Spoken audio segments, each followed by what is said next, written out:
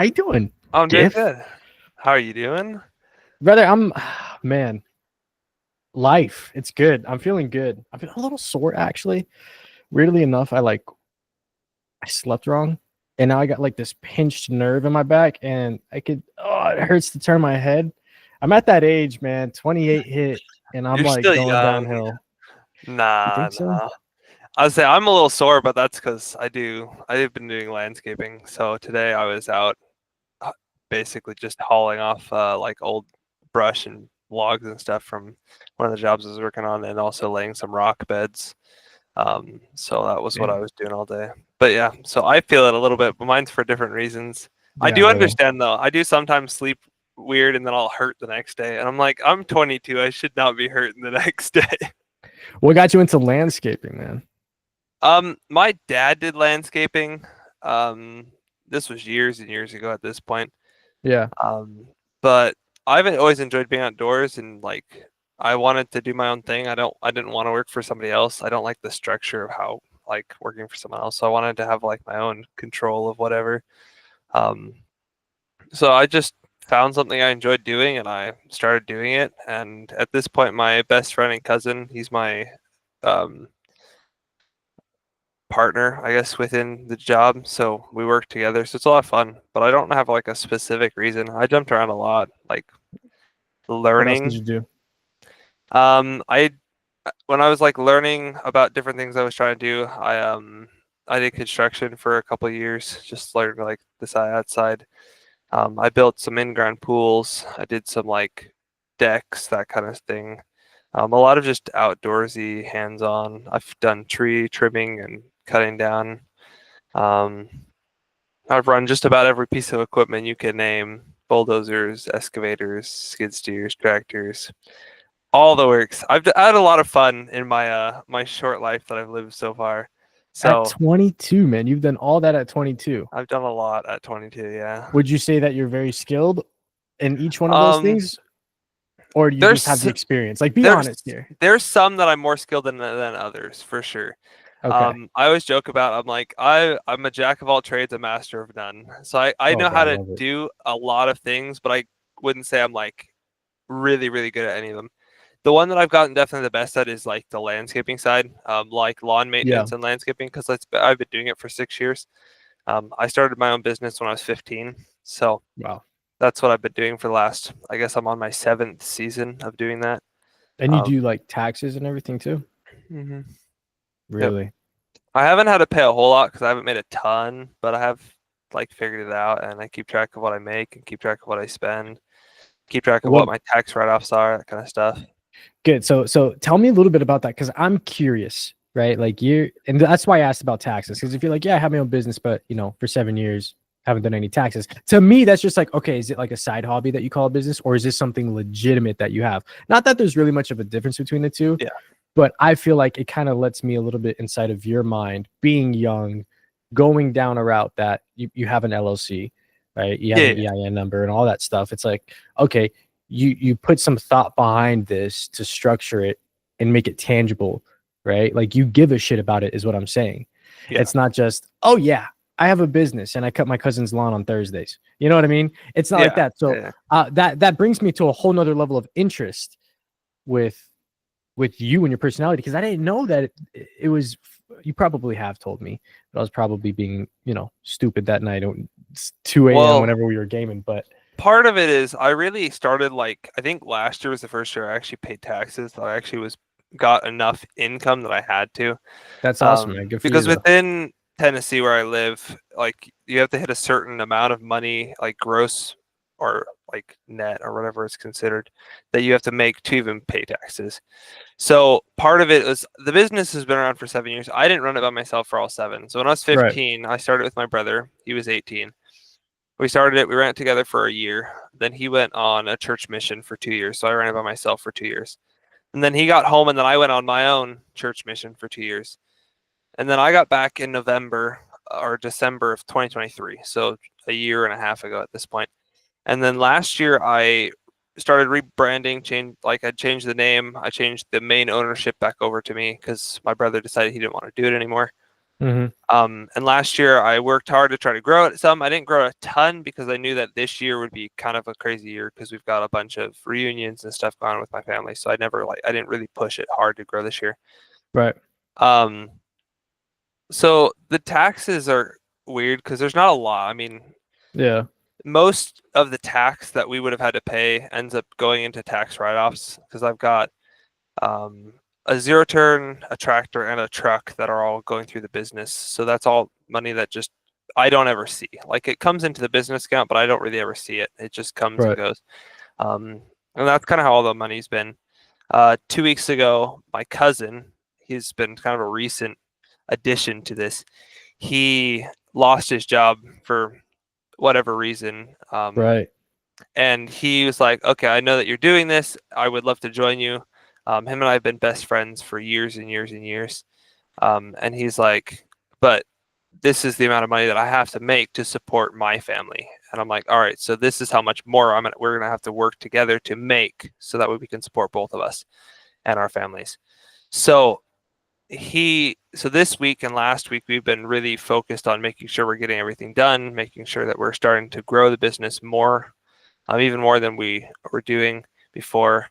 And I mean, with like landscaping jobs, we figured if we're doing just lawn maintenance, so just mowing and weed eating, we need an average of about 10 jobs a day, Monday through Friday, to support us. And that's just barely supporting us. Right. This week, we've been doing more like odd jobs, like landscaping. Like I said, today we got up and left. I left at 8. I was up by 7, ate breakfast, got ready for the day, left by 8. I had a couple estimates I had to go give to a couple people, just give them estimates for jobs, a couple new jobs that I'm going to be doing. And then we went over, and there's one of the people that I mow for has a bunch of mulch beds that I recently put in. But one of those mulch beds, which they're pretty good sized beds, all of them have like a rock outline around them, like Yeah. for like the trim, and a Mhm. couple of them didn't have them. The person who was doing them before just quit halfway through the job, so there's just some that weren't finished. So today, so at about 10, I met up with my cousin. We went over there, and we Mhm. got those lined and did that. And I mean, gross, I think earnings today. I think we made just over $1,000 of gross earnings today. So I mean, there's a lot of money within it, but it does take effort. I mean, we Yeah. worked from 8 o'clock this morning till about 7:30 tonight. So I mean, we worked almost a 12-hour shift. So I mean, they're long days in the sun. It's not like cold, but it's worth it. Tomorrow we've got another big job for another client that we're going to go in and take. They've got like a vinyl fence, and how the properties are because of like how the streets are lined up. There's like a 4-foot gap between the back of their fence to the next person's fence, and there's like 3 or 4 big trees that have grown up and are like overcoming their Yeah. fence with Yeah. vines. Yeah. So we're gonna go back there and clean out a bunch of like trees and brush and haul it off. Um, so just odd jobs like that. But it's when you're starting off, the hardest thing in reality is getting like a clientele. Once you get like a good foundation, a lot of growth then becomes word of mouth. People who are like, oh, you need this done. These people have been doing mine for whatever amount of time and they're really good at what they do. I would like invite you to reach out to them. And a lot of my recent clients have been that way. It's been either family of people we take care of or friends or neighbors or whatever. And it grows that way. But it definitely takes time to get into like owning your own Yeah. business. It takes a lot of effort, a lot of time, a lot of things that I'd never realized growing up that it would take until I started doing it. And it really is, it's a lot of work, but it's fun. I mean, Yeah. you got to find something you enjoy doing. And I love being outside. I love like getting my blood pumping and working. So it's always fun for me to go out and do those things. Did you learn all this stuff like just day by day on the job, or like doing a variety of things? And did you watch YouTube videos? Did you know like what was your upbringing in order for you to be, so handsy with the tools, have the necessary knowledge to, slowly grow the business?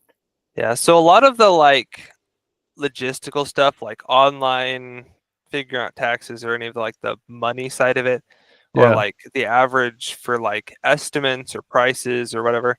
A lot of Yeah. that Yeah. I looked at like local area, like what other big companies are around me, what they charge, like what's the local cost of stuff. Mhm. Equipment wise, like learning how to run equipment, most of that came from my grandpa on my mom's side. My mom's dad, he did general contracting for years and years and years in California. So he Yeah. learned how to, so I learned all of my like building skills from him mostly. Equipment, my whole life, I've grown up running tractors and other equipment because my dad owned a landscaping company at one point. Um, Yeah. 1 second. It's screaming in my ear that it's about to die. All right. you're all good. But yeah, so like equipment wise, I've run excavators and skid steers and stuff because my dad's always owned equipment. I mean, we have a tractor and a zero turn. From a young age, I think I started driving tractors out on like the farm because I grew up on a farm. Mhm. I started driving tractors at like the age of 8 or 9. I mean, I've been driving them for years and years and years. Um, and then as I got older, my dad, of course, like I said, owned his own landscaping company. This has been years ago.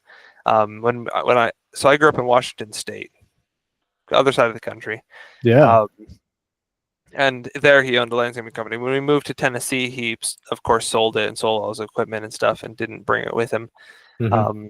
But most of my like skills that I've learned, there's been some that have been just like my own practice and fails, and because I mean you're not going to get everything perfect. You're going to Right. fail. You're going to make mistakes. It's part of growth. You cannot grow without making mistakes, without jumping in. Sometimes you have to just dive into the deep end and hope for the best.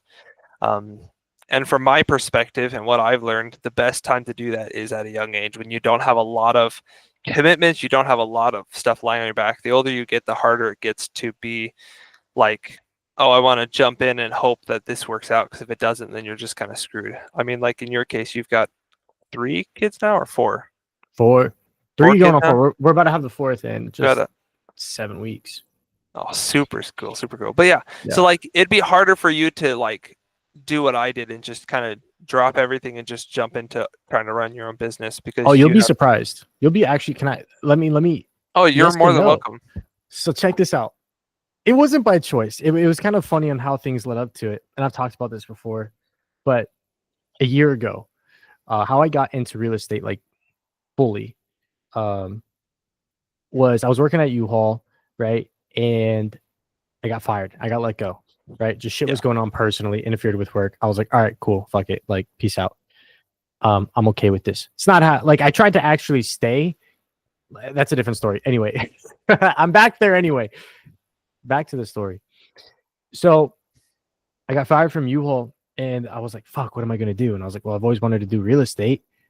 Okay, well, let me go do real estate. So I went from literally a split of a dime, having the job security, to paying money that I had but didn't have to spend, you know what I mean? Yeah. In order to go ahead and go to real estate school, find a brokerage, pay brokerage fees, like spend all this upfront money. And I never did a single sale on my own. I ended up working for a guy for a couple of months, and then got let go there too.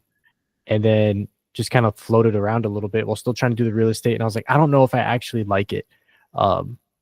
So like I went gun ho. I pivoted. Like, brother, I pivoted, right? My daughter was on the way. My third kid was on the way. Yeah. And I got let go in February. She was coming in June. Right. So it's Yeah. like, fuck, I got like X amount of months to make some shit happen. And, I'm going in super egotistical, confident, like I can do this. I got this, hyping myself up. Like there was not a single bad voice in my head that told me that this could go wrong. And I don't know if that overconfidence and just trusting in myself to get to the point of being able to say I'm a real estate agent, have open houses, implement all my ideas and push for it and not see any results and see absolutely nothing, like was crushing. That's, I think, where the pivot started to become a realization of, oh shit. You know what I mean?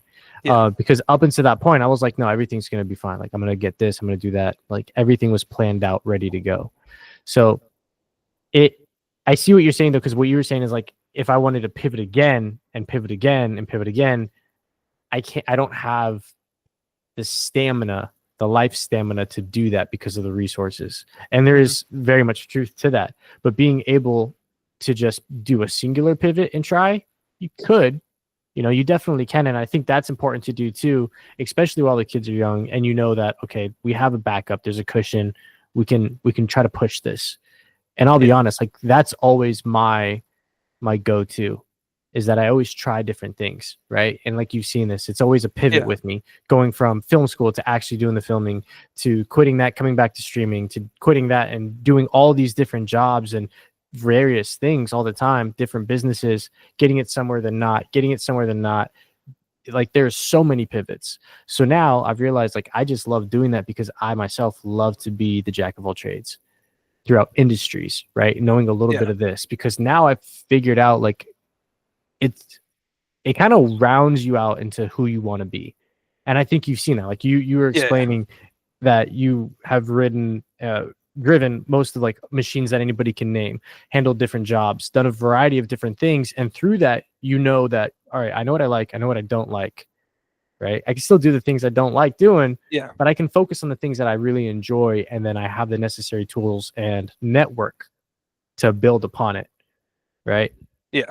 But there's that thing called life that sometimes hits the realization. You know what I mean? It's like I'm sure you're probably seeing this right now in your business. Like, how hard is it to get new clients? Are you seeing any struggle with that, or is it fairly easy? Well, yeah, there's definitely struggle with that, because especially where I'm at with what I do, landscaping is a very big thing in Tennessee. I mean, everyone has a yard in Tennessee, and there's trees everywhere, but there's also just equally as many people who are trying to do landscaping, and it's always a competition of who can underbid who, or who can do a better job than who. And it takes time and effort to get new clients. I mean, you go and pass out 1,000 business cards and you may only get 10 new clients from that. So I mean, you're spending time to grow it, but you're also need to make sure that you're also spending equally as much of time continuing to grow your foundation in what you're doing, which is hard to an extent. I mean, like for example, personally, like I said, this last couple of weeks since my cousin lost his job and have been now working with me, that really like motivated me along with him both even more to be like, okay, we need to focus on making sure we can grow it. And yeah, it's not as easy as like, I can't just go out and talk to a random person and be like, hey, you want us to start doing some jobs for you? Because it doesn't work like that. The bonus is, because like I said, I've been doing, the business has been around for 7 years almost. I've been doing it now consistently again for about 1.5 years. I had a few jobs that I had somewhat lined up, but I never finalized until this happened for my cousin. And then I was able to just jump in and be like, okay, here's what we're doing. But like after this week, I don't have any specific jobs set up. I've got like 2 days worth of mowing jobs that I have that have just been, those have been clients that I've had for years. And we just do them every week. I mean, it's just what we do. And tomorrow after that job, Wednesday and Thursday, I'll spend all day mowing and taking care of some yards, because we have those clientele, and finding something that's like consistent. But it's, I guess to really answer your question, it's not easy to find new clients. It really isn't. It takes a lot of effort, a lot of time. And within a business like this, time is precious. I mean, it's really hard to make money and advertise, because there's a certain like a goal that we set to make per day to like be able to afford. I mean, we both are living on a budget that we need to be making an average of somewhere around $400 a day gross for the business, at least $400 a day to survive. I mean, that's not having any extra money to play or do anything else with. So that's our like base. I need to make at least $400 every day as a business. So my best friend and I, my coworker and I, my whatever co-owner and I, we need to make this amount of money every day to be able to afford to live. Of course, making stuff on top of that is always wonderful and gives you a little bit of padding. And like, but things happen. I mean, like my weed eater, my main like equipment that I've had for my whole business time, so the last like said 7 years, my dad owned it for his. So I mean, I think the weed whacker is like 22 years old. Shit's not old, new. brother. It's almost as old as I am. God Um, damn. but it wouldn't start at one of our jobs, and I couldn't get started. So thankfully we have two of them, so we were using the other one. But stuff like that, like we don't have the ability or the extra funds right now to just go out and buy a new one if we need to. So like taking that into account in accounting and figuring out our money so we can start like saving up part of it. So if something else goes wrong, we can go, okay, we need to spend some of this savings that we've made to do these things. So like we figured out that we need to make this percentage of money for us to have our bills, our food on the table, pay our rent, all of like the normal like things to live, survive. But then we also need to take a percentage of that each month or each week and put that into a savings. So if something crazy happens, if we have to go buy a new vehicle or a new piece of equipment or repair something, we have that money there to do it. Like we're not going to be like, And you don't okay, touch that for nothing else. no, there's nothing else. It Like doesn't even exist except no, for it we is have a flat for tire. emergencies. Yeah. Yeah. If a tire goes flat on a trailer or Good we for you, lose man. a blade or equipment, that's something that has been like in the last 2 weeks. We're like, okay, so if we make, say, between the two of us, we make $1,500 this week, we're going to put 100 of that into that account. Right. And we're going to do that every week or every month. And we figure we want to try to get at least $250 in that account each month. That way, if something happens, we have that padding to back onto. And it's hard to do that. It's hard to be like, okay, this money every month is just not ours. It doesn't exist. And it's really hard to take away from like, I mean, we take all this time and effort to make this money and you never see it. It just kind of doesn't exist. And it takes effort and time and mentality to be like, okay, so this is important to do because of these risks that could happen. It doesn't mean it's going to be easy to do. I mean, the same thing goes on if you're just making money in general. I mean, as you know, you talked about that you've bounced around a couple of jobs and you've had some experience going to different schools for different things, learning different things, and having different experiences. I mean, that's part of life. If you're not learning, you're not growing, you're basically failing, 100%. regardless of what it is that you're learning. You want to be continually expanding your mind because your mind needs knowledge and needs to work to continue to grow. But it really is, it's cool to look at like, and I've had people so much of my life, they're like, oh, but you're 22, you're young, you don't know what you're talking about, you haven't had it, which is dumb anyway. They're like, you're inexperienced. And it was really bad when I was like barely 18, like 17, 18, because I had already had experience doing this for a couple of years and people were like, but you're young, so they didn't want to take your advice. Now it's a little less like that. They're like, okay, you've been doing this for 5, 6, 7 years. You know what you're talking about now. Like they take my advice for like what it is. I do still every once in a while get people who are like quite a bit older than me that are like, oh, you're still young, you don't have all the experience and stuff. And it's like, you don't let those things get into your head. Because I mean, as you said, you don't want to be overconfident. How do you block all that out? How do I block that out? How do you block out the bullshit? You know, like, hey, you fucking 22, you little punk ass kid. What are you doing mowing my lawn? Get the fuck out of here. I don't need some kid doing that. You know what I mean? I think like how do you deal with that shit? I think the main way I do it is growing up. I mean, I didn't grow up like a normal life. I mean, as you've learned quite a bit on this. I started business when I was 15. What normal person does that? Very few, brother. Very few. Yeah. So I was homeschooled growing up. So I graduated high school at 16. I graduated early. And throughout my life, nerd alert? No. I was able, because I was homeschooled, I was able to take double credit. So I was able to graduate early. But the way that I generally like put out these things is I have a confidence in myself. I know what my ability is. I know what I can do. So I just work my hardest to continue to do the work and know that there are people that rely on me. There are people who fully trust my advice and what I know. And I have a confidence to an extent that I know that I'm doing these things. So when somebody, whoever it is, if they're ornery or whatever, and they're like, oh, you're young, you don't know what you're talking about, all this stuff, I'm like, you don't have to take my advice. My advice is for those who want to learn. If they want to learn about what I do, I will share it. I am an open book. I'm not going to waste my time if you don't want my help or my advice. you can go talk to somebody else. They may know more than I do, or they may know less than me, but that's not my choice. If you choose to do what you want, that's your choice. So I just try not to let that get to my head, because it's like That's those things are solid. not important. It can be hard though, because like, I mean, this goes to something else completely and not even about other people, but like for me, for example, when I started streaming, which Yeah. I still try to stream a couple times a week, but it's gotten harder the last couple weeks with life getting busy. As you know, life gets Hmm. busy and it gets harder to do stuff. But I still have been trying to stream at Yeah. least once a week, sometimes twice a week, depending on the week. And like there are struggles with that. Like there's times where I'll get home at night and I'll be like today, I worked 12 hours in the sun. It was 95 degrees, hot. I was sweating all day. I was just tired. I got home and I sat out down on my couch and I was watching a couple reels on Instagram, just chilling off. It was the end of my day. I'd eaten dinner and stuff. And I was like, I really am tired and I want to go to bed, but there are things that I still have to get done.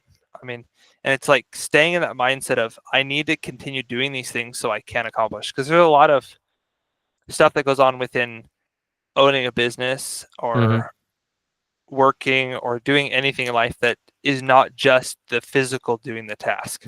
Yeah. Like within the business, a lot of times at night I'll get home and I a lot of times will use QuickBooks Online or Intuit.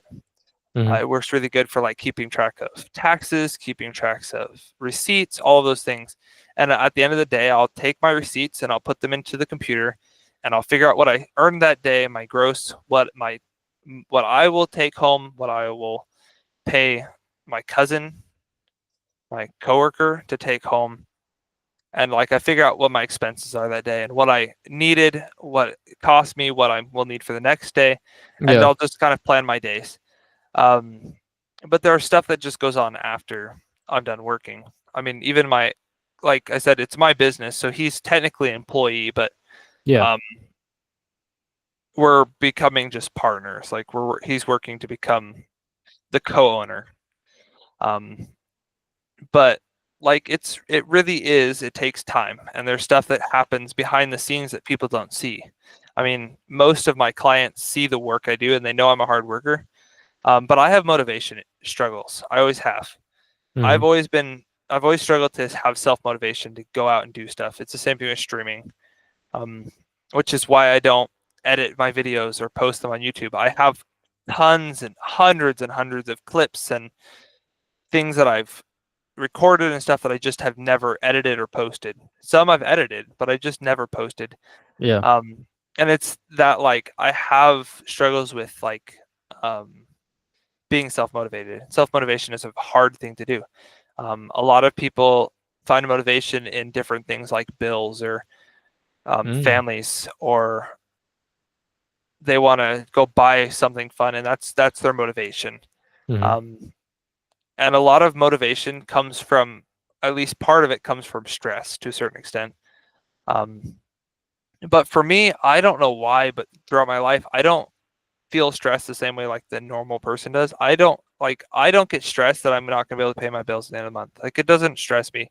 Like in the back of my head, I'm like, I need to make this money so I can pay my bills so I don't lose it. But at the same time, my logical side is like, yeah, but if you don't pay it, what's the worst that happens? You'll lose it. Like you won't have it anymore. True. And it's a problem because then I don't have that motivation that pushes me to do these things. Hmm.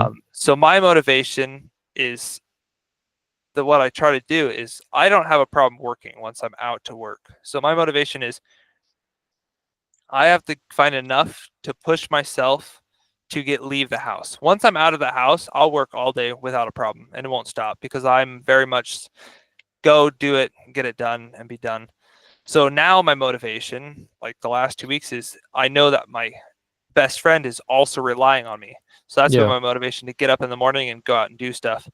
Um, but throughout my life, it changes around a lot. There's some days that my motivation is, okay, I want to go do this activity this weekend or the end of this month. So I have to make a little bit extra so I could do that. Or I want to take this cute girl on a date or whatever it is. There's different things that you have to find motivation in, Of but course. for some people it's easier than others. I mean, some people are very much self-motivated. Like it's just how it is. There are people who have a lot of motivation, and there's people who don't. But owning your own business takes a lot of self-motivation, a lot of motivation that you will get up in the morning and go work and do whatever that routine is that you set or that schedule you set, sticking to that. I think so. I think that's motivation is good. I've also realized above that, I think you need discipline. Because as you've been saying, it's the discipline. I'm sorry, it's the motivation that comes and goes. Right? Yeah. And you look for what's the easiest thing to do today to get outside. Okay, just got to make it to the door. Yep. Right? So like it becomes like this sluggish step, right? You're dragging your feet because you're not feeling motivated that day. But if you do it with discipline, I've realized this, and I've this has just really switched because I've been really trying to walk in just that discipline. Doesn't matter if I want to or not. I don't even think about it. I just go. Right? Like the consequences, good or bad, do not matter. I just know that I need to. Yeah. Therefore I must. Right? And like since I've done that, then I've realized the motivation on top of that, when both of those are walking in parallel, like supersedes anything. I'm on top of the mountain. There's nothing that could go wrong. And even if something goes wrong, that's great. There's no stress at that point, right? Because you know that whatever problem this is, the discipline of your habits will get you back on track. And that is amazing. That safety net, just knowing I've got me because I'm going to keep doing the things that I know I need to do. Because regardless, these disciplinary actions in a positive way that I'm doing, I know are for the benefit of me. Because when I was in a calm state of mind, I went ahead and developed this, and it's what I hold on to for my discipline.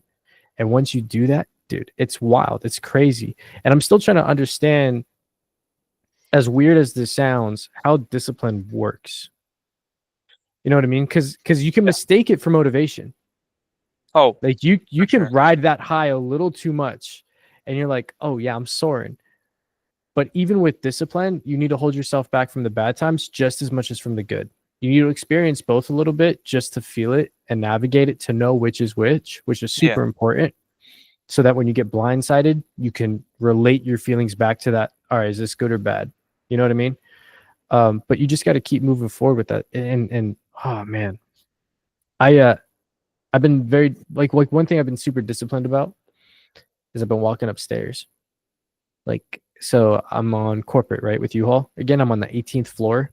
Yeah. And I'll walk up the stairs, 18 flights of stairs, up and down, at least once a day. I think last Friday I did 3 up, 3 down, you know. And for me, for some people that may be nothing. For some people that's a lot. For some people they don't even know what stairs are. You know what I mean? But I know for me and my discipline, that helps because there's only one way I'm going to go, which is up. And I know I'm going to reach it. So I can physically see my goal. I can see me working towards the goal. I know the exhaustion is working. And it's like that win for myself accomplishes that. I know that I can that day. Anything I want to do, I can.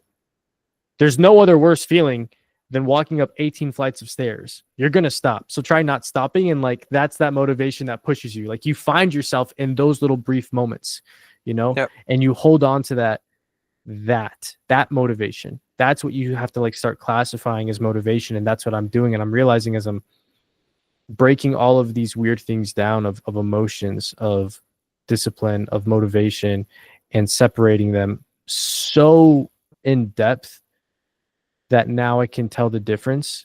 And now it's just revolutionized the way that I'm doing things and looking at businesses and working my day to day and spending my time, having less of that stress. It's just really cool, man. So it's awesome hearing you this young at 22 be thinking about and developing these things, right? Because I feel like I'm still learning so much, and I look at you and I'm like, yo, he's got it down. Like you're like emotionally wise though, like you don't understand how actually hard it is for motherfuckers to get up and go do something, let alone even think about going to the door. Because you know, I just got to make it to the door. I just got to get outside and I'm good. I just have to get there. And it's, you know what you have to do. Most people are like, I'm not going outside. I'm going to sit. unmotivated, scrolling, doom scrolling. And I get it. Everybody has those days, but it's what you do consistently. Yeah. Right. It's that discipline of which one are you doing that's going to determine whether or not when you're chilling or relaxing, if it's maybe a little bit too relaxed. Because I think if you do that too consistently, you're going to become mush and feel like shit. Like you have to get your blood pumping. You have to go out there and sweat, walk up 18 flights of stairs. You have to fail. You have to test yourself and bounce around. I think it's so crucial. So crucial. Oh, 100%. And it really is like, and it's, I don't feel like from my perspective, I still have a ton of growth to get. Oh, fuck yeah, dude. I'm and so far. But that's good. That's those good, are though. important. You need to have that mindset. You know, you need to have that I'm growing mindset. I'm not done yet. And I don't even know when I'll be done. When you realize that your life is you being a student to it, everything changes. Everything changes too. It's awesome. So like you even just knowing I got more to learn. I'm 22. I know I have much more to go. It's crazy because once you're hit like 25 and 27, you're like, damn, that was 6 years ago. And then you look forward and you're like, I have decades still to go. Look how much I did in 6 years. And then the future becomes so literally this endless possibility because your perspective. Well, yeah. And I feel like, I mean, I brought it up earlier, like you should always be learning, always be growing. Yeah. Because if you stop learning and growing, your life basically becomes, I mean, worthless. There's no reason to be around if you're not learning and growing. You become boring. Yeah, it becomes boring. Something I've realized as well is I had started getting into a habit of getting home from work, getting on my computer and gaming for hours and hours, 3, 4, 5, 6, being up till 2 or 3 a.m. And then I'd go to bed and then I'd get up at 7 because that's when I had to go to work because that was when I had set. That was my discipline. I was going to get up at 7, be ready to leave by 8. So that way I could be out and I could accomplish what I had to get done. So it was that discipline, but I wasn't being disciplined at night, which was the problem. And it really becomes you have to figure out that you have to be disciplined on both ends. I mean, you have to be disciplined in all things. It doesn't mean that some of those things are harder than others. I mean, as you're saying, everyone falls into pitfalls where they're struggling with whatever. If it's they struggle with their doom scrolling, or they're spending too much time gaming, or they're spending too much time working, that can even become a habit. Yes, you can spend too much time working and not enough time with your friends or family or for yourself. You could, I mean, anything can get you.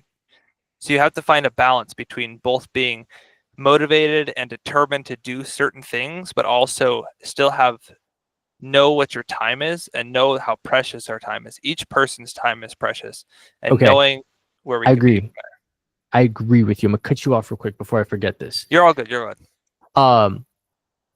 There's one thing that I want to change because what did you say? Everybody is. It's a D word. Fuck. What did you say? Determination? No. Which one what part was I talking about? I was talking about everyone has downfalls. Maybe that was it. I'm trying to think. Everyone gets discouraged. We all have. I'm trying to think of what we were talking about. There was a specific word that I hug onto, and as soon as I cut you off, I lost it. That's my karma for being a dick. Oh man, no, that's my karma. I'm trying to think. Discouraged? Maybe. I don't know. My brain's now coming up empty. I'm trying to like rethink of what I said so that way I could say it again to hopefully like spark your memory, jog your memory. I hate when this happens. You know what I mean? Like like you had a night. It's always the worst feeling. Like you walk into a room, like going for something, and then you forget what it is, and you have to go like try to retrace your steps to try to figure out what you were thinking about. Yeah. I'll sometimes do that. Like I'll be like scrolling something on Facebook or TikTok, and I'll come across something, and I'll be like, okay, I need to go text this person. I need to go write this down, and then I'll keep scrolling, and then my brain will be like, what was I talking about? I'll have to scroll back up to try to find the post so I could figure out what I was talking about. It's the same kind of thing. What did I say? Let's see. We all have times where we get discouraged. Balance. That's what it was. Thank you. You got me. I don't like the word balanced anymore. I think. And here's why, because I'm testing this. I'm testing this, and Okay, I'm listening. I'll give you my whole theory and rundown on this. So I like testing certain things, like testing words, because if you try to balance things, how does that work? Things are strict, they're even, right? Because that's just how it has to be. If you have the same amount on this side, it has to be the same amount on this side. That is balance, Mhm. right? If not, it's unbalanced. So it's very strict in its rules. So to me, if I'm saying I need a balanced schedule, everything needs to be sharp. If I set a time, I need to be at that time, right? If I set a time for this, like everything needs to be exactly that, blocked out. I'm living by the block schedule. There's no if and or buts about it. So to me, that's balance, because you have your family time, you have work. That's very black and white times, right? Yeah. You have the times that you're sleeping. Okay. You have the times that you're eating. You try to get yourself onto a schedule, essentially, is a nicer way to put it, right?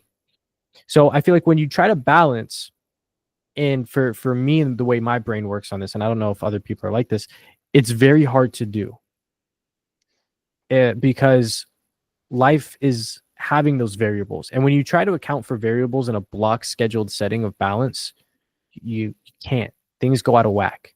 And then when things start going out of whack, then you're kind of, oh shit. So I've had to change it to flow. You need a flow. So I've realized the word balance needs to be switched out with flow in my brain, in order for me to then, oh, okay, we can have dinner around this time. I'm doing this. Okay, there's a little bit of traffic. It takes away the stress that way. Yeah. Right. Especially when you feel those emotions of like, fuck, traffic is hitting. I'm getting stressed. I can't do this shit. God damn. Like, shit, Yeah. did that girl just wink at me? Did she not? Like, you don't know. Like, your emotions are all over the place. And sometimes we want to hold on to those emotions, right? Because like that person cut you off. You're pissed off. You spilled your coffee on your pants. Your day is bad now. You know what I mean? And then the rest of your day is bad. Instead of, when you think about flow, one, you flow with your schedule and your time with your day to day, and you also allow whatever's happening in your day to day to you flow in and out. Damn, that person cut me off. All right, it's cool, whatever. Damn, I spilled my coffee. Yeah, well, it's still half full. I can still drink some of it. You know what I mean? That's gonna be a funny story. John's gonna laugh at work. He's a fucking dick anyway. You know what I mean? Like, you have to, when you flow, all that good and negative both goes away. Because when you're happy, you even have to let that go. You have to let that flow. Because if you hold on to that, well, what's happening is the moment's still past, but you're holding onto an empty shell. So whenever something else tries to come up to you, you don't let it. And sometimes that works for a certain amount of time. Yeah, sometimes that works for a certain amount of time, but eventually that wall is going to get broken down and hollow. So you too also have to let good, bad, all the moments flow. And you just, little fucking, what was it? Bruce Lee, flow like water. Like, that shit's fucking true as shit, man. So I came to that realization that balance can't be balanced. You have to flow with it. And when you do that, you just start giving and receiving so much more, like little gifts to everybody. You know what I mean? Because you're more in the moment instead of stuck in that car still when you're in the middle of your workday. You know what I mean? Or last night's argument. You flow with it. You understand. If you don't even understand in the moment, you just bookmark that moment in your mind. And when you're reflecting on your day, then you go back at it and you're like, all right, why the hell did that happen? That's weird. You know what I mean? Then you can kind of go through it and refeel things and kind of sort out your day and be like, did John really do that? Did he really make fun of me? No, he was joking. Oh, okay.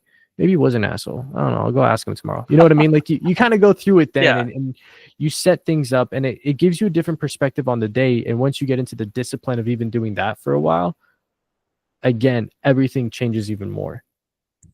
It's wild, dude. So I was thinking that whole time you were talking about that. The funny thing is, I say balance. I didn't even like realize I said it, because in reality, I love that like thought process of like flow. Because in my head, balance isn't staying perfect at all times. It is. Yeah. You're not falling too far to one side or the other. It really is a flow. Like, that is my brain of balance. But part of it, I have ADD. My brain is all over the place all the time. Fuck yeah, brother. It's a part of just being me, but it's great. But like, as you were saying that, I was thinking about like my day, and my day was a flow. Every day's a flow. I mean, like, I was towing a trailer. So this was this afternoon. I just thought about it. Brother. I was towing a trailer full of tons of logs of wood. I mean, my truck and trailer weighed a bunch. And I had this person cut me off, and I slammed on my brakes so I wouldn't run them over. And I got mad at them.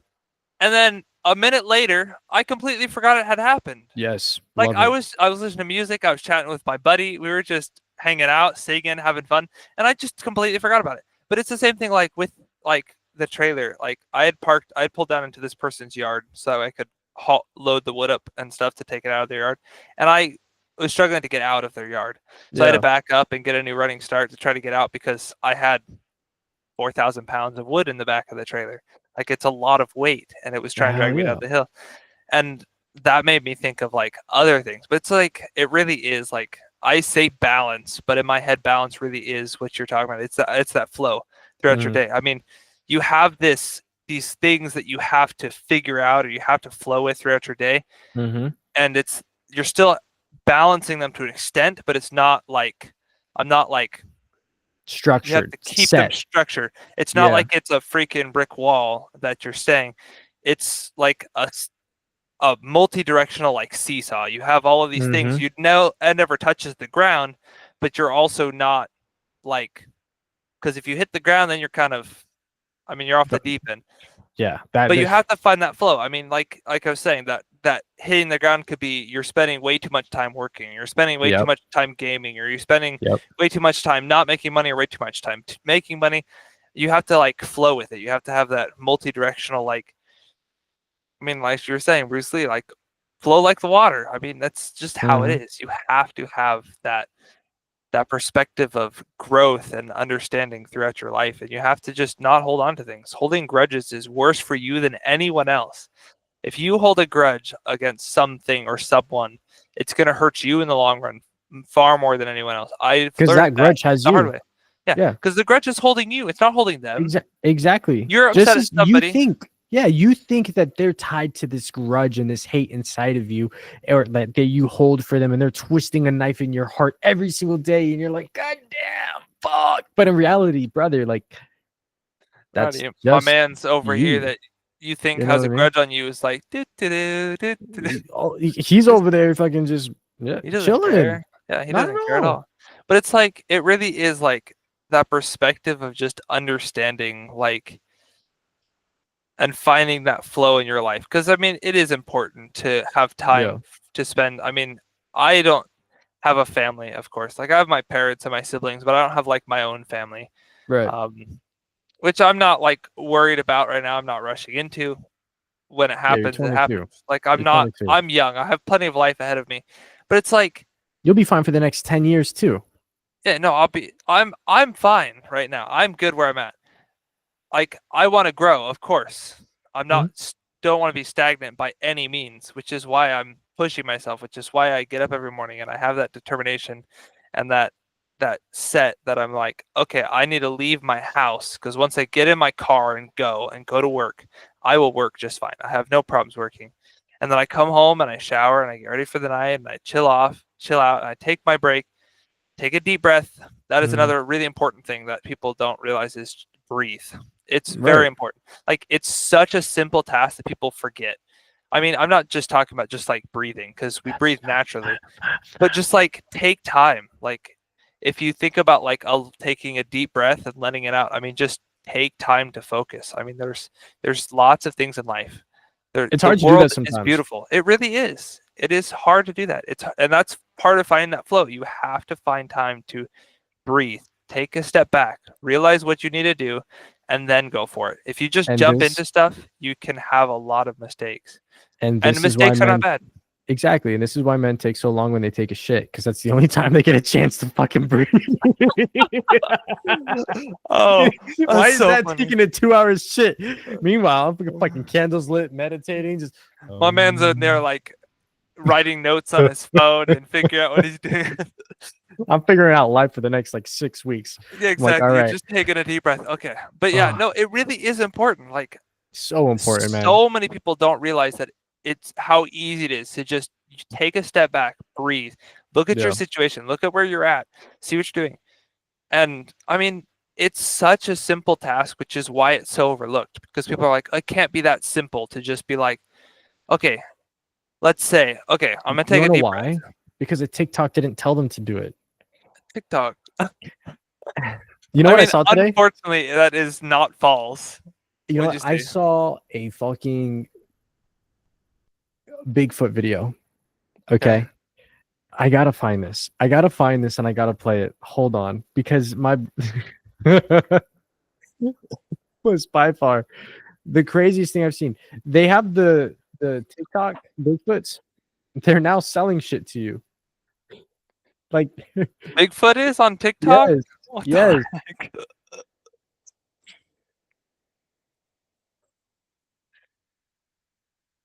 That does sound like something that would be on TikTok, though. I'm not gonna lie. It was crazy because with all like the bombings going on across in the Middle East, they have Bigfoot Yeah. like Super America flying an F-16 with a beer in his hand, just doing America shit.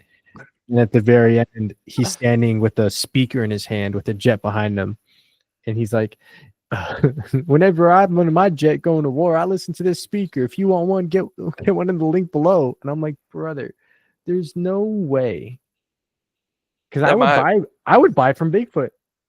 No chance that Bigfoot's selling stuff online. That's so funny.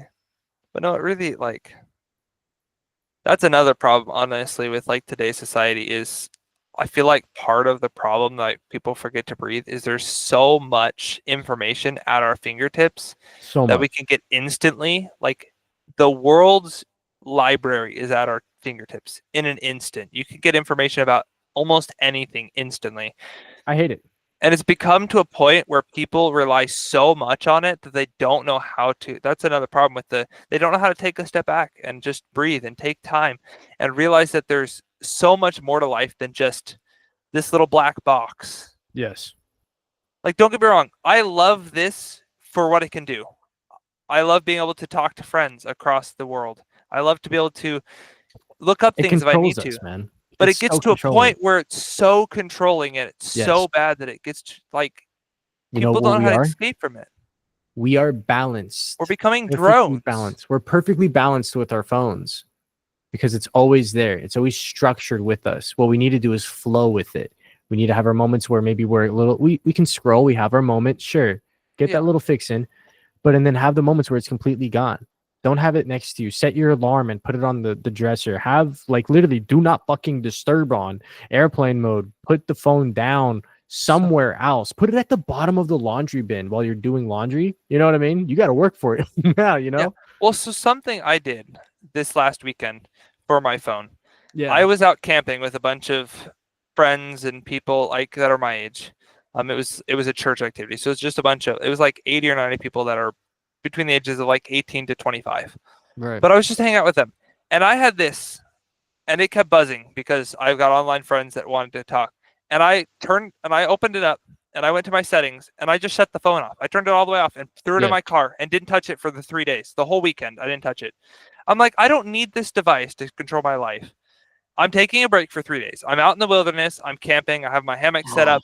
I'm camping. And I just took a break. I'm like, I have my yeah, I do have a hammock. I love my hammock. Out with a hammock.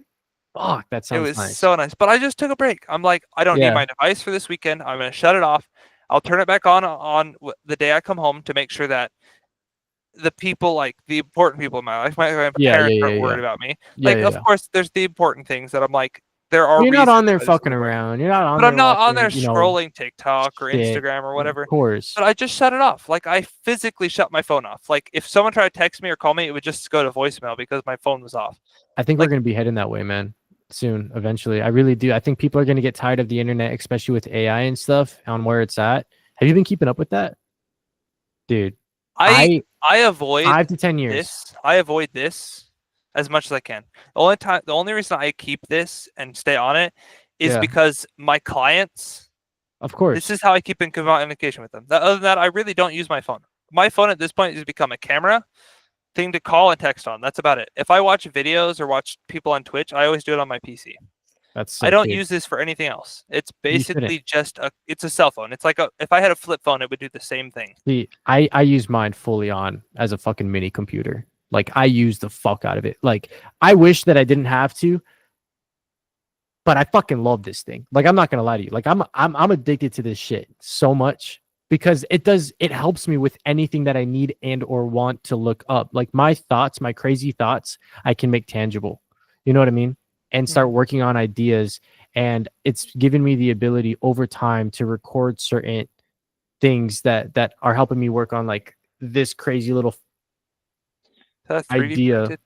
Yeah, it's 3D printed, man. It's my creation of how I see things in my head, you know?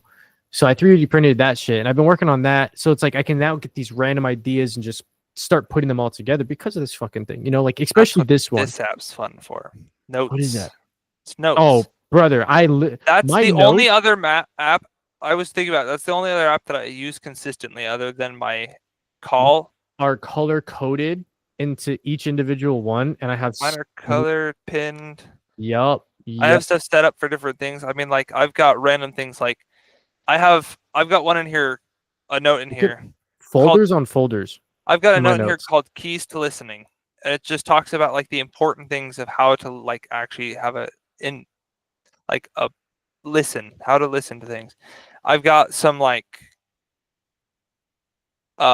impressions that from like I went to like a church meeting and I was like wrote down impressions that I had during that, or like whatever else. Some of them are phone numbers for clients or like different details about different things or jobs. Dude, but some of them are just like different things, like how to thrive. Like what is important to make us thrive? How are we going to thrive? Okay, so let me add to that because I'm working on a book right now, actually. Okay. That is called Kill the Boy. And the reason why it's called Kill the Boy is it's a spoiler alert, part 1. There's going to be a part 2. I don't know what I'm going to call it yet, but it's going to be something like bringing the boy back. Yeah. And essentially what this book is 10, I think, key values that I think separate boys from men. Because I think we've talked about this. Like, being a man is not an age. It's a mindset. No. And it's what's funny is I was actually talking with Ryan, who I had on the show previous episode. I was about for those people watching this in the future, what's up? And we were talking about that specifically too, and I brought this up, and the reason why is because what you're saying of having those things in your notes is so crucial, because you probably look at it quite often, right? Mm-hmm. Let me pull this up. I also have, which this goes along with my notes. You can't see them, but on my wall and my ceiling, I have papers that say different things. Like one of them helps me stay on my track of making sure I'm getting up. First thing I wake up, I look at my ceiling where I have a note and it says, plan your day. Get up and plan your day. Figure out what you're doing today. Like, I don't set a set in stone plan. I don't want to be like planning every 5 minutes of my day, because of course I want the room to flow and to wiggle and stuff to change and adapt and stuff. But I want to have like, okay, so my plan today, like today, I got up and I was like, okay, so my plan, I have an appointment set up to go give someone an estimate at 8:30. So like some of them are like set. This is a time that I need to be here for this, so I can give it a whatever. But then I was like, okay, then we have this job. It'll probably take approximately 2-3 hours to get done. And then I have this other job that'll take a couple more hours to get done. And my second job took an hour longer than I expected it to. But it didn't hurt anything. It didn't ruin any plans, because I don't have a solid plan. I was like, okay, it took a little longer than we expected. We're just going to have dinner a little later. And I won't have as much like playtime. That's what I consider it. My time at home. The cost of business. And I'm like, it's fine. I'm not worried about it. It just means I won't have as much time to play around and mess around on my device or my computer at night. It just means I will go home, chat with my parents. I love my parents.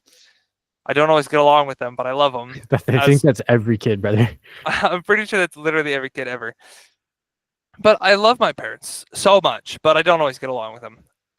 But I still, no matter how mad I am at them, I always hug them and tell them I love them, because I never know when I may lose them. That's deep. Which it is deep. It's because I have lost people in my life that I didn't feel like I didn't feel like I showed my true feelings for them enough that I felt disappointed in myself because of. But then you have to get over those things, because if not, you'll destroy yourself from the inside out. Yes. It's poetic at first, but and then it becomes deeply and negatively poetic over time, for sure, if you stay in that 100% emotional state. Let me read you. So these are the 10 things that I'm going to book about. Sounds good. So first one is poor mentality. And next one is inability to regulate emotions, lack of discipline, fear of failure, seeking instant gratification, lack of purpose, poor time management, avoiding responsibility, people pleasing, right? That's a good one because I feel like you want to be a yes man to everybody because at first you probably think like, yeah, to be a man, you say yes to everybody. You're always there. You help them out. Sometimes it's saying no. And I think that's a huge one. And then the last one is weak physical and mental health. So to me, it's like those 10 things and how you look at them, because there's both, you could separate them into the poor mentality of negative self-talk, low confidence, and a victim mindset is what, formulates that.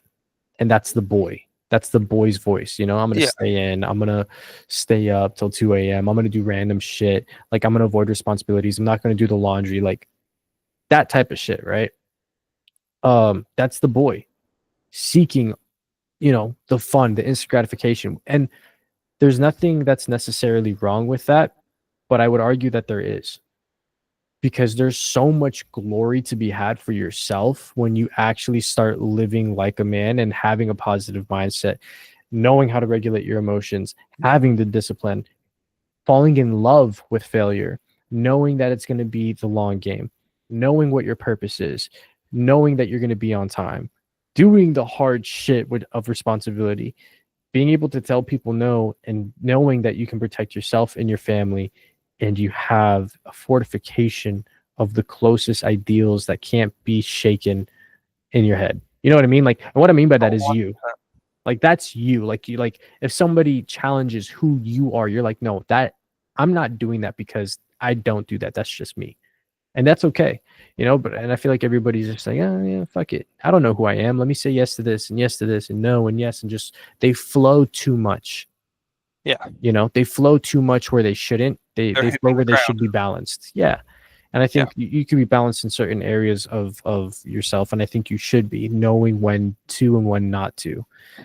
So, but yeah, that's the book. And I'm writing that currently, almost done with the first draft. Going to be finishing that up this week, and then starting my revisional process, taking a look at it and keeping them going. But it's funny because talking with you, I've seen so many of those manly attributes into you in your daily activity. So it's like super fucking cool. You know what I mean? To see that, because now it's like there's like this admiration that I have, like, all right, you're going to get up and go and get it. You don't want to, but I think there's so much fun knowing that when you're still so young, that wanting to play is still so heightened, because that's all you've known, right? From coming from a child, you don't have this real understanding of your 30s, 40s, 50s, 60s, right? When you've had decades of bullshit and happy shit happen to you, you know what I mean? Yeah. So when you're a kid, you're just coming off this high, and knowing that, hey, it's going to get rough. Let me have these certain pillars in my life that I'm going to stand on. Yeah. For that, when life comes crashing down, I got a foundation of something. It's solid, dude. It's solid. Oh, 100%. I feel like a big portion of being a man is knowing when to do those things, when to be mature, when not to. Because I mean, everyone's still got a boy in them. I love, like, my dad. And that's the second book. Well, and that's an important thing. Like, you want to still have fun. You want to still have those joys. You want to still have those things. Like this podcast, for example, has been so much fun for me to join you and have, like, and this brings out the boy in me. Like, I want to, like, have fun. I enjoy it. I enjoy spending time with friends and with coworkers or whatever else, because it's fun. And those are important things. My dad always had the saying of, guys never really grow up. We just get more expensive toys, which to an extent is true. I mean, as a guy, I mean, we get more expensive toys. We're still, like, we know when to be mature. We know when to do these things. We know when these things are important. And that's really the biggest thing of growing up, is learning and understanding. And some people don't ever learn that. They don't learn responsibility. They don't learn why certain things are important. They just kind of flow too much with life and never find a good balance of flowing and making sure that they're still being. But to them, they're balanced, and that's okay. To them, they are. That's what I'm saying. They're balanced and they're set up. Like, I have people that look at me and they're like, "You go up 18 flights of stairs multiple times a day. You're fucking crazy." You know what I mean? Like, they're looking at me like I'm imbalanced, but in reality, I think that I'm balanced and having that flow of doing something challenging. Like, that's where it becomes into everybody's certain perspective. So I know for some people, they're like, that person's crazy. They're all over the place. They're working out, they're doing this, they're doing that, they're going to sleep, they're staying up late. But to them, their routine is their structure and their foundation. And I've learned, because I used to be an asshole, like a major asshole, and be like, damn, like that fucking sucks. But I'm just like, hey, you're cozy. I now have like so much empathy for additional perspectives and point of views, and that once I pretty much killed the negative ego, it's opened up so much more things that I'm able to experience and allow and get better insight on. And I think that's important. It just helps you understand people and how to navigate situations that, if you had been closed-minded, may have gone so much worse. But because you've been open-minded in your life, you can take in certain experiences, and now you know how to handle the situation properly. You know what I mean? Yeah. And I think that is what hurts people, because they only stay in their perspective, never allowing an open mind. And I think that's all people need to do, is just, they don't have to change their lifestyle. They don't have to change their life or their way of thinking.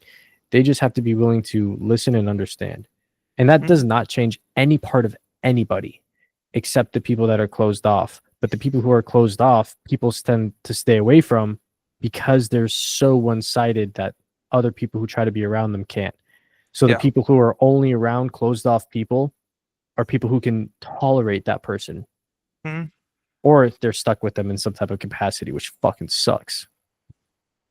Yeah, I feel like it's also like, even if you have a routine, I feel like if you get to a point where you are just routine, like nothing else, then it's also it's the same thing as becoming stagnant. If you're not growing and learning, regardless of how effective you're being as a person or a help to society, because you're going to work every day and you're making money and you're supporting a family and stuff, but you're just routine. Like, you go to work for a certain amount of day, you come home and do a certain amount of whatever, and you fall into too much of routine, it becomes the same thing, which is why, like, within my landscaping business, for example, I want to get to a point where I'm taking care of mainly just lawn maintenance, because it's a lot more efficient, it's a lot of more routine, but I don't want to just give up landscape side of stuff, like new installations and stuff, because it gives that little spark of like color within everything. Of course.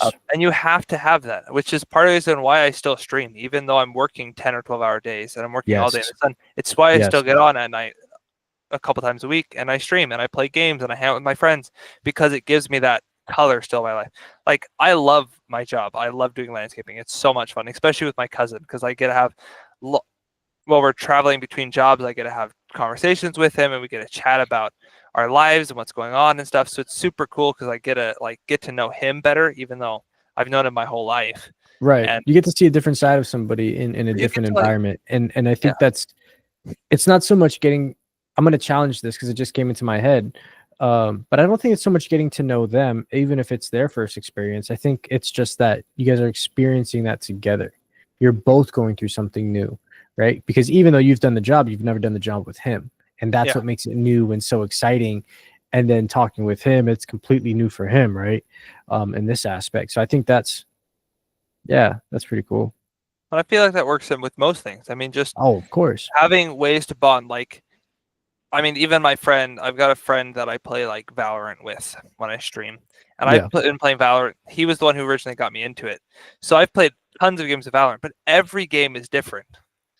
Every game is unique. Even though I may have played 1,000 games with him, every single one's unique, because you're playing with different people, you're playing with new environments, new maps, new guns, new whatever.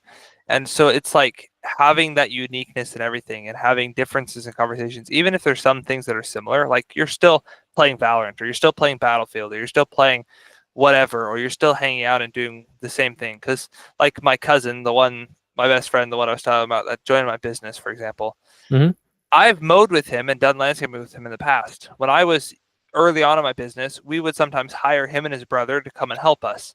So I've done stuff with him in the past, but just not for a while. But it's more of, so it's not like it's brand new to him, but it's brand new. This situation is new. Yeah, exactly. This time is new, even though we're doing the same thing that we've both done plenty of times in our lives, because we both grew up on properties and we both help take care of our own properties and help take care of our families, help take care of farms. We both still have, this is each day is unique and new, even though we're doing things that we've done in the past. And it's just like understanding that every day is a blessing. Every day we're given gives us a new perspective, and we should have our eyes open for those things. We should see the beauty of life and of the world and of each other. There's going to be struggles. There's going to be hard times. It's part of life. It's unfortunate, but it's part of life. We cannot grow without failures, which is some people don't understand. I mean, Right. And that's okay too, because they want to stay in the protection of their comfort, they want to because be in starting bliss. a new routine. Yeah, because it's kind of hard to start a routine as well. Oh, 100%. Especially if it's a very complex routine involving kids and work and a delicate balance of everything. Once you get that going, you may not want to hop off that, right? You may not ever want to pivot, like we were talking about earlier. It just comes down into the type of person that they are. But there's that danger, right? That if you, like you were saying, if you stay in that routine too long, that becomes your closed focus like tunnel, and you can Yeah. lose sight of everything else. And it's very true that you will. Right? Because humans only see what's in front of them and can remember what they saw recently. That's really it, right? Because when you think about memories from years ago, you're not going to think about it correctly. Like you may think in your head, yeah, dude, I definitely went to the circus when I was 7. In reality, you're like fucking 12. You don't know shit. Yeah. It's just Your one of those memories aren't things. going to be perfect. Yeah. What do you think about streaming these days? Do you think it's easy to start streaming in 2025? Do you think it's worth it? Do you think people should stop? Do you think that, well, what are your thoughts? I love streaming, but for me, Yeah. I feel like streaming is different. Like, I don't know how much it's worth it to try to start streaming right now to try to make significant money off it. Like, you can Mhm. do it, but it's a lot of work. For me, though, my streaming is very much, I just like having the community to chat with and to play games with and help those people to hopefully feel some joy and happiness and have some fun within their day. That's Nice. my goal with streaming. I'm not too worried about the money. Like, I've made some money off it. I think I've Yeah. gotten maybe $200 from streaming, which is more than a lot of people can say they've made on Twitch or off Yeah. streaming. But like, I'm not there for the money. Like, the money is a bonus, I guess, but it's really not important to me. The importance for me is I want to help the community. I want to be that person that can just be a light to help like people feel that joy and maybe have a little bit of relief from maybe a hard day. And that's why I stream. Like, Yeah. personally, for like my perspective on streaming, if you think you're gonna have fun with it, I say go for it. I mean, there's not really anything to lose, Not really. especially if you don't have if you've got a couple hours a day that you're playing games anyway, you might as well stream it and have fun with it. That's where I'm at with perspective. I'm like, if I'm gonna already be playing games for a couple hours a day or an hour a day, I might as well stream it and have fun with it and Right. share that experience with people around me that want to see those. And that's just what I do. Like, I had a goal on my stream, and this is out of context, but I personally Yeah. had a goal on my stream that if I hit 50 subs by whatever, that I would do a cosplay, because a bunch of the people on my stream want me to do a cosplay. So I'm going to cosplay one of the characters from the main game I play, which I don't know what I'm doing. I've never cosplayed. So it's going to be a unique experience for me, but it'll also be fun for my viewers because they hit that goal. So it's just like things like that. Like, it's fun to do, but it's all for the community.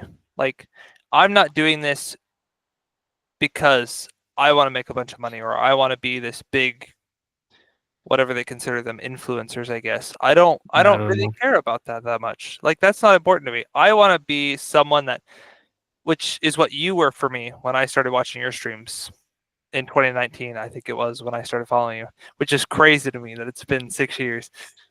Wild. But that's what I want it to be. I want it to be where someone can join and have fun and be a part of the community and feel like they're part of this, I don't know what the word for it is, but just be part of a family, basically. Yeah. Be there and be part of it.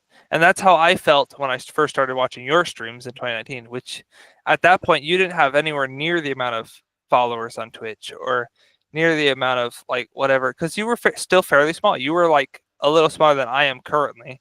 And that was okay because you were just like a family friendly. You just got on, you had fun, you had joyful, we chatted. You were very much more focused on like chatting with your community and being one with your community than worrying about, oh, I'm losing a game or I'm winning a game, because I that's not really remember that. important.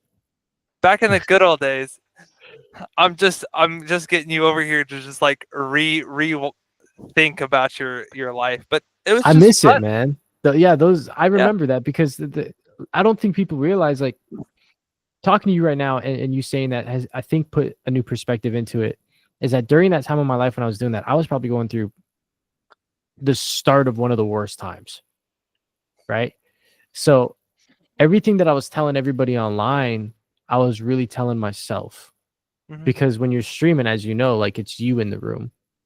Yeah. And so when I would go live and do everything, I put on this show and put on face and put on this act, but in reality, it became so true. Like, at first, it was just like a show, and then it actually became it, and I gave a fuck.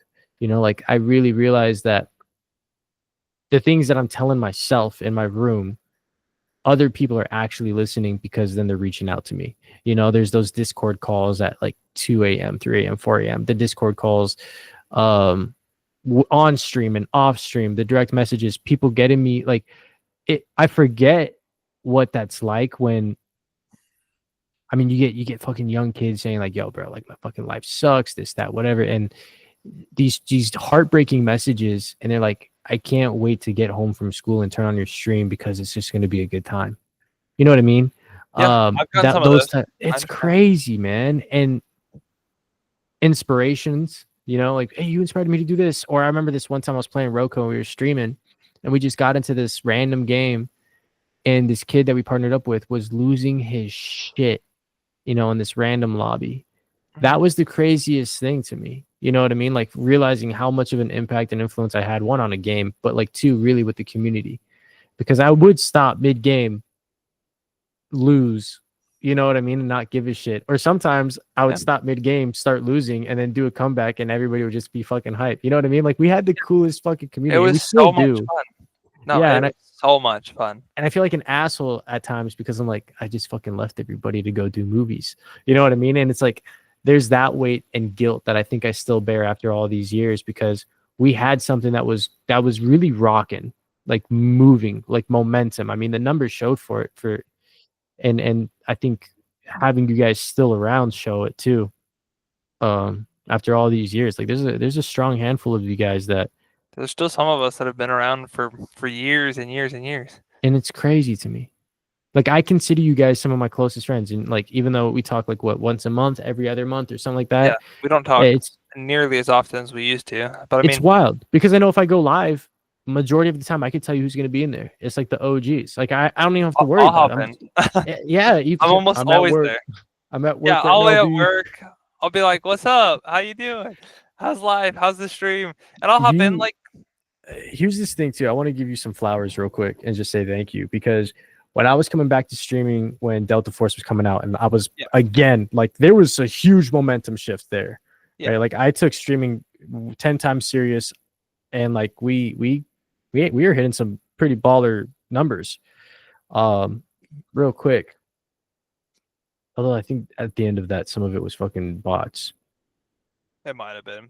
Yeah, that was my conclusion. Anyway, I that for was sure weird, got some bots in some of my isn't it? streams, so I fucking hate it, dude. I it's didn't I didn't think that was going to be an issue with like small channels, but apparently it is. But so when I was coming back, and I remember I think I was playing Delta Force itself. And you're just like, yo, B, it's been forever. And it had been. It had been years at that time. I say I don't think you had streamed in years. Yeah, like, you were the first one who came back, and then I was like, oh, like, this is cool. Like, all right, let's chit chat. We were catching up and everything.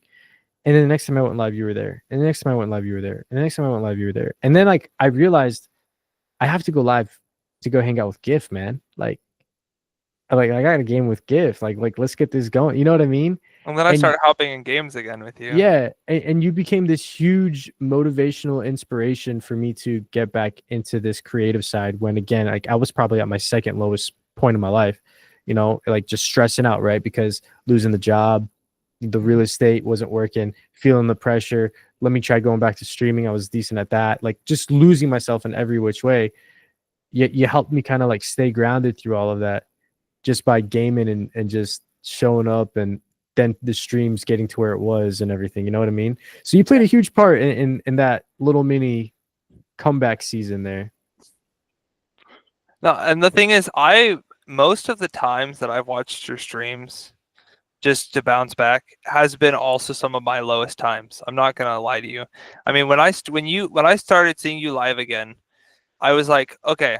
In my head, I was like, I'm at these low points. I know that B was always so much fun to hang out with and play games with. So I was like, he's live again. I haven't seen him live in years. Like, this is like exciting, like hyped. So I hopped in. I was like, it's been forever. I just want to like get out of my mindset because I was in this like mindset of like I wasn't super depressed, but like Yeah, I was having you're in a struggles. funk. I was having lots of doubts. I was Sure. in a hole. And so like I could bounce back a lot of the same things. I mean, you've helped me without probably even realizing it, get out of some of the holes that I've been in. And streaming, you were one of the main, you and a couple of my other streamers that I watched, though you were definitely the most like I felt like I was connected with. But Yeah. you and a couple other streamers were the reasons I starting to stream in the first place. Because I get that light from you and from a, a streamer named Kenny. And it made me want to be able to share that light with people, which is why I started streaming. And I mean, I think I'm at almost 400 followers, which is crazy to me. I never thought I would ever get there. I'm I at like remember when you were like, 380. I yeah, remember when I had like 12 or yeah, freaking. you're like 27 or something. You were just a I had little nothing. bit. Look And at at you this go, point, I man. have hit affiliate. I've started growing. I have a community. It's crazy because there'll be like, if I don't get on or say anything for a week, I'll start having people in my Discord message be like, "What's up? How's everyone doing? Are you doing okay?" Like people care. People reach out. And it really is cool to see like how the growth and how it's crazy how much one drop can ripple, how far that Yeah. ripple can go between people. I mean, I didn't even realize that I had helped you by jumping in the streams and been Oh like yeah, chatting brother. and stuff. But you did the same thing. But you're like, to me, for me to start streaming, a big portion was because of you. And because of that, I've helped a number of people. And those people will hopefully help more people. And it's just amazing how much your life can affect others. And the thing is, most people don't realize it. Most people don't see it. Because they're like, okay, I'm doing the same things. I'm doing these whatever. I've got a few friends that I stick with, but that's about it. Like, it's not like I'm not doing a whole lot. A lot, like I know a lot of, and I've had these thoughts too. Like, what if I didn't? What if I wasn't here? What if I just disappeared? And just like realizing how much of an effect that would have on so many people, um, that I don't even realize that I'm affecting until, I mean, you hear stories like what you were just saying, or one Yeah. of my friends a couple days ago was like, um, we were me and a couple friends. When we went to that camping trip. It was me and three of my friends going up to that camping trip, and we were reading a little questionnaire on cars. It was like get to know me better. And one of the questions we read was the question actually said, "What is one of your best qualities?" Like asking them, and we Yeah. decided actually, I don't want to read. I don't want to answer this. We were like, how about we change this question and say, let's each one of us share to each other what one of their qualities are that you love about them. Like talk about each other. That's good because it gives you a Share that different love. perspective of that Yeah, and person, it really of does. yourself from somebody else's point of view. Yeah, Yeah.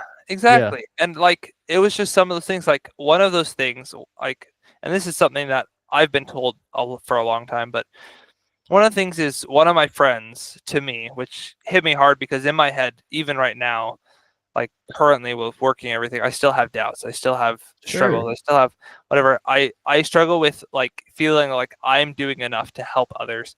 But the first thing that he said to me, I was the second person that we went around, and I was the second person that got the whatever that they were talking about. And the first thing he said is he goes, "Giff, you are the hardest working, most open person, helpful person to others that I've ever met."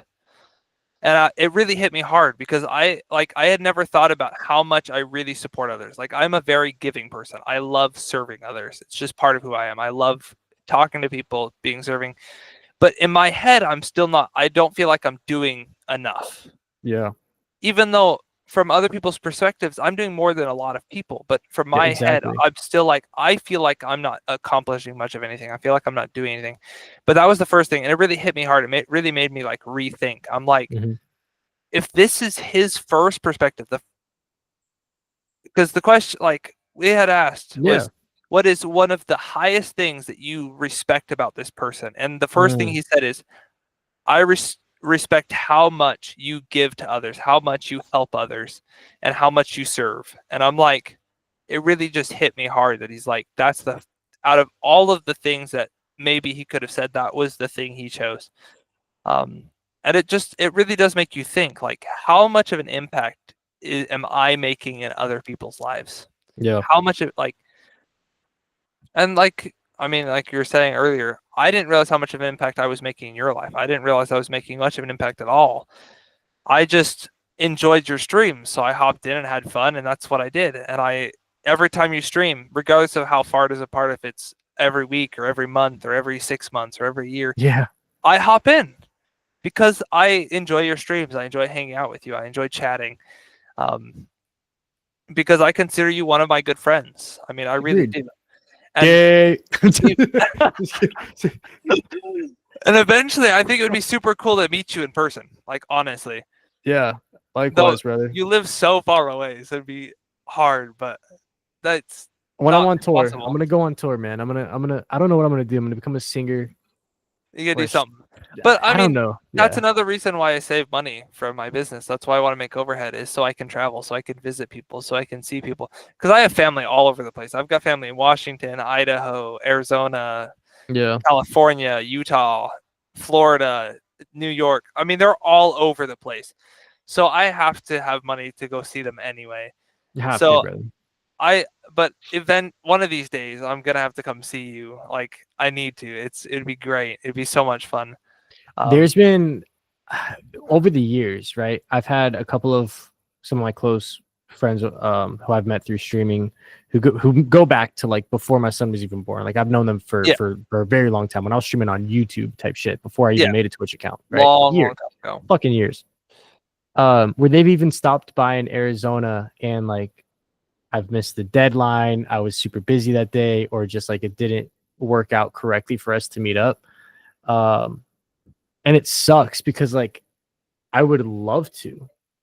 I would Yeah. love to like I've Life had happens. dude, yeah, but like Crap happens. one of them, his name was Sunny Jar, Yeah. and I would play Rocket League, and he would always donate to me, and like he was the biggest like the donation guy. Like he on Christmas, birthdays, like he was my sugar daddy. Everything. He was was my- donating. No, he was very awesome. It was great to Yeah. play with him too. He taught me a lot about the game. He was super kind to me, and we had fun on Rocket League. I really do consider him a friend. You know, I really do. And he always was super kind to Baby B as well. Anyway, great guy. He was here actually this year, and I was so excited to finally meet him because he was there from the jump, from the start, years and years and years ago. Yeah. And I was looking on my calendar, and this is what like a my fault thing. I was looking on my calendar, and I was like, "Yo, I'm so excited! Can't wait to meet Sunny!" Like super excited. And I texted him. I'm like, "Hey man, like you're still coming in?" He was like, "No, that was a couple weeks ago," and I was devastated. I was so embarrassed. I was so devastated. I felt so much like shit, and I still do now. Like I would love nothing more than to hang out and meet everybody. Like there's a handful of you guys, you know, and there was a time where we were planning to go to TwitchCon, and then like this is where I feel guilty because like I didn't bail necessarily because we didn't actually make the plans, you know. It was like, oh, this would be cool. But then I stopped streaming and, you know, did the filming thing, and that in itself led to the same love and affection for people who make films, you know. Like that led me on a whole nother path of social interaction. You know, it was like living a different life, but it was awesome. But then I left all that too, you know, when it was going really good. But I've realized like that is what always made those things great. Like social, you guys, everybody around you, having somebody creating things, laughing, being able to joke, staying up a little too late, regretting it in the morning, but you know when that all right, that was worth it. You know what I mean? Like that type of stuff is what I'm drawn to. And I spent most of my 20s trying to figure out and make sure that I know what it is that I enjoy. And it is that. Like, I've tried multiple other things, right? I've jumped around, as we know. Yeah. But out of everything, making films and streaming are the two things that always come back into my head of, man, I wish I never stopped. Because I would love right now to be on a film set. I would love right now to be doing some acting shit. I would love to be streaming right now. I love that I'm doing the podcast, right? So like it's shifted me in different ways, and I feel like, all right, I'm still on this path of doing things. I'm only 28, right? And yeah, you're still young. You still got a lot of life ahead of you. Exactly. And I'm like, I'm not stopping for anything. Like I've already hit my levels of success. I've done beyond what I ever thought I could do for streaming. Like I'm content. I'm happy. Would I love to do more? Yeah. But if that was it, that was a fun fucking ride. Same thing with films. If that was it, that was a fun fucking ride. Right. Yeah. And now there's this podcast that I'm doing, and I'm like, all right, let's see where this goes. But I would love nothing more. Like a want, need, and like desire now is like, all right, let me do all of that stuff. And now that I understand my emotions and my flow on how to navigate certain things, on how to monetize certain things and capitalize on moments. You know what I mean? Like having to learn through my mistakes, and my mistakes mainly are not capitalizing when Fortnite popped out and I was making videos and streaming it, not capitalizing by continuing to stream, and not capitalizing by continuing to make films and trusting in the process. You know what I mean? Because if there's anything that ever brings me back to the idea that I could do those things, it's you guys. It's the fan base knowing that, okay, I know if I go live, I got people in my corner that are going to welcome me back and say, hey, yo, B, what's up? They're not going to be like, damn, where the fuck have you been, piece of shit? You know what I mean? Yeah. Like, it's going to be like, tell us about life. Tell us about what's going on. And Livia, right? In the Discord. There was, I don't know if she'll remember this, but years and years ago when I was doing the full-time streaming, it was like late night Discord. We had Chris in there. We had like, I think we had a tight group. It was like 4 or 5, 6 of us in there. Fucking 2 a.m. And there was something she said, what was it? I just had it and I forgot it. Pretty much just like wherever you go, like you're always going to have stories. Like it doesn't matter if you stop streaming. I think this is when I broke the news to them that I'm going to stop streaming. And like we just stayed up all night talking about it. I remember that. Yeah. And she said something. She was like, B, all of us like love you. Like genuinely, like we give a fuck. Like this shit's sad, but we get it. Go live your life and you're going to have these stories. And when you go live again, we'll be here. Mm-hmm. You know what I mean? And like, I was like, yeah, that's cute. You guys say that. But, and then you guys have actually kept with that. And like, that's been one motivating thing is like, I can't wait to go experience this and tell you guys. Like when I was making films, I remember being so excited. Be like, guys, I made this film. And everybody be like, all right, tell me about it. And then I got to just fucking chit chat about it. And I realized that that's fucking cool. A lot of realizations, right? I realized this, I realized that. Yeah. But it's been awesome to do that, you know, to look back and realize, to look back and understand that you guys played such a big role in these things that I enjoy. And you need to have that social interaction.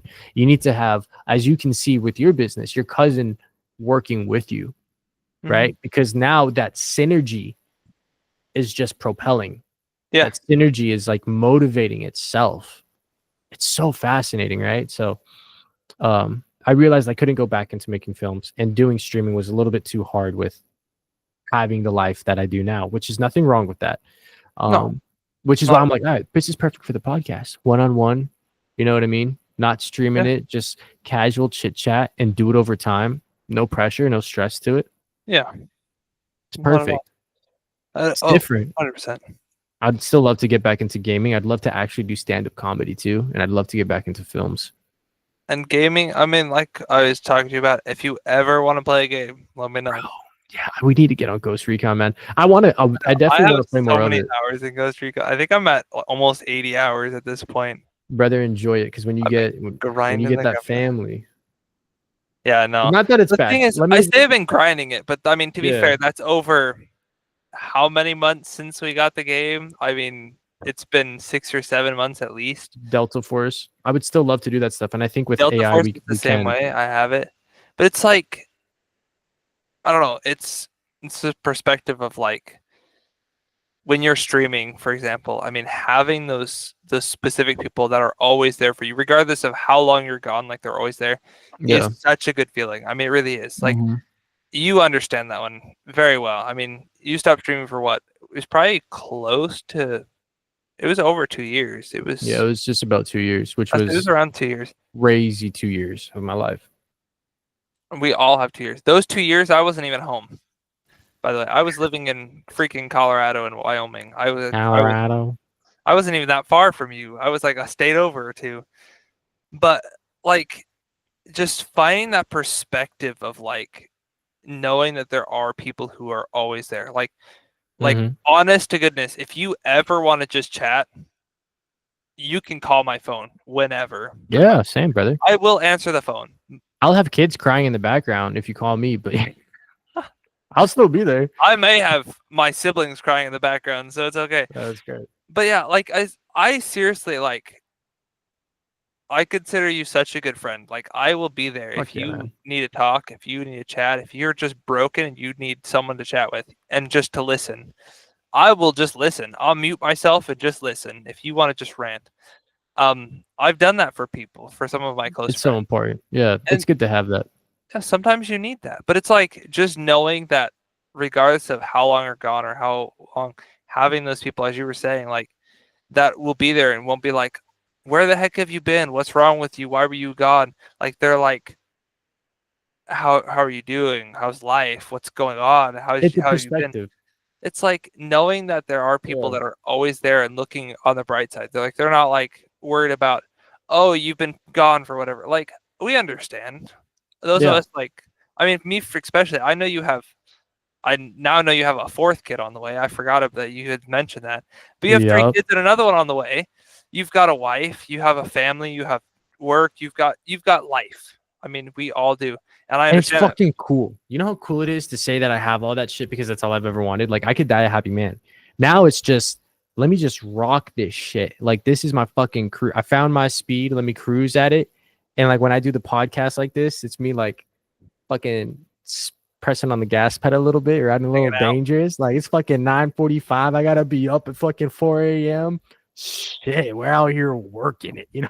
I mean, it's almost 1 a.m. and I have to be up at 8. But okay, in that case, then let's call it here because I do have some more dad shit to go. But brother, no, this has been fun.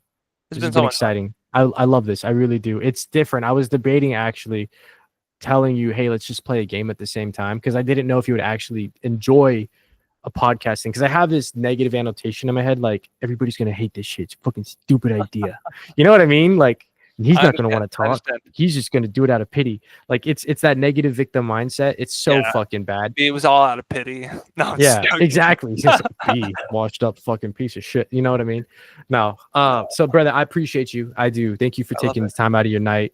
We both have early mornings. Better to do. I don't sleep anyway. I seriously, if I go lay down right now, I'll be awake for another hour. Well, you're staying up on purpose. Luckily. Well, no, I mean partially. Yeah. There are though recently, like I've realized that my brain doesn't like to shut off at night. I'm an overthinker, so I think way too much. Absolutely. But there's a lot of nights that I'll set my alarm. I'll put my phone on my shelf so I can't reach it. I like keep it away from out of my reach so I can't just grab it, just turn off my alarms. And I'll lay down and I'll lay there for hours and I just won't sleep. Like I just don't sleep well. I don't know why. But I'll lay there for hours and I'll just think about all the things that I could have done better that day or all the things that I could have changed, which is a horrible mindset to have. But you gotta select that. You gotta go do that, set a timer, and that's what I call reflecting. So you set a timer for 15 minutes and that's when you do it. Okay. Like that's when you can beat yourself up a little bit, but don't do it at night. If you do it at night, still set a timer. You know what I mean? 15 minutes, and then you're like, all right, fuck. All right, it's time to go to sleep. I got to shut my brain off now. Exactly. All right. But with that being said, brother, till next time, thank you very much for being here. Love you, man. Appreciate you. Love you too, brother. Peace.